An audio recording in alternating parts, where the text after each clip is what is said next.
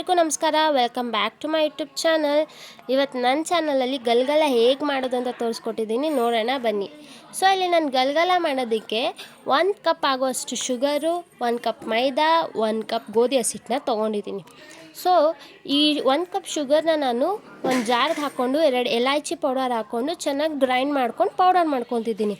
ಇದೆಲ್ಲ ಪೌಡರ್ ಆದಮೇಲೆ 1 ಬೌಲ್ಗೆ ಗೋಧಿ ಹಸಿಟ್ಟು, ಮೈದಾ ಹಸಿಟ್ಟು ಮತ್ತು ಶುಗರ್ ಪೌಡರ್ ಇರುತ್ತಲ್ಲ, ಅಂದರೆ ರುಬ್ಬಿಟ್ಕೊಂಡಿರ್ತೀವಲ್ಲ, ಅದನ್ನು ಹಾಕಿ ಚೆನ್ನಾಗಿ ಬೀಟ್ ಮಾಡ್ಕೊಬೇಕು. ಯಾಕೆ ಬೀಟ್ ಮಾಡ್ಕೊತಿದ್ದೀನಿ ಅಂದರೆ ಹಸಿಟ್ಟಲ್ಲಿ ಯಾವುದೇ ಥರ ಗಂಟಿದ್ರೂ ಸಹ ಹೋಗುತ್ತೆ ಮತ್ತು ಕಲಿಸಿದಾಗ ಗಂಟು ಸಿಗಲ್ಲ. ಅದಕ್ಕೆ ಎಷ್ಟು ಚೆನ್ನಾಗಾಗುತ್ತೋ ಅಷ್ಟು ಚೆನ್ನಾಗಿ ಬೀಟ್ ಮಾಡ್ಕೊತಿದ್ದೀನಿ.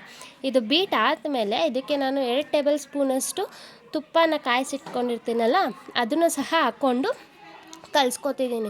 ಸೊ ಇಲ್ಲಿ ನಾವು ಕಲಿಸ್ಕೋಬೇಕಾದ್ರೆ ಚಪಾತಿ ಅದಕ್ಕೆ ಕಲಿಸ್ಕೋಬಾರ್ದು, ಪೂರಿ ಅದಕ್ಕೆ ಕಲಿಸ್ಕೋಬೇಕು.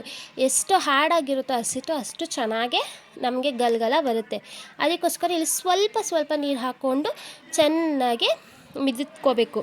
ಎಷ್ಟು ಚೆನ್ನಾಗಿ ಮಿದುತ್ತೀರೋ ಹಸಿಟ್ಟನ್ನ ಅಷ್ಟು ಚೆನ್ನಾಗೇ ನಮಗೆ ಗಲಗಲ ಬರುತ್ತೆ. ಸೊ ಇದನ್ನು ಕಲಸಾದ್ಮೇಲೆ ಒಂದು 10 ನಿಮಿಷ ಬಿಟ್ಟು ನಮ್ಗೆ ಚಪಾತಿ ಹೇಗೆ ಒತ್ತಿ ಇದು ಮಾಡ್ಕೊಳ್ತೀವೋ ಆ ಥರ ಮಾಡಿಕೊಂಡು ನಿಮ್ಗೆ ಯಾವ ಶೇಪ್ ಬೇಕೋ ಆ ಶೇಪಲ್ಲಿ ಕಟ್ ಮಾಡ್ಕೊಬೋದು.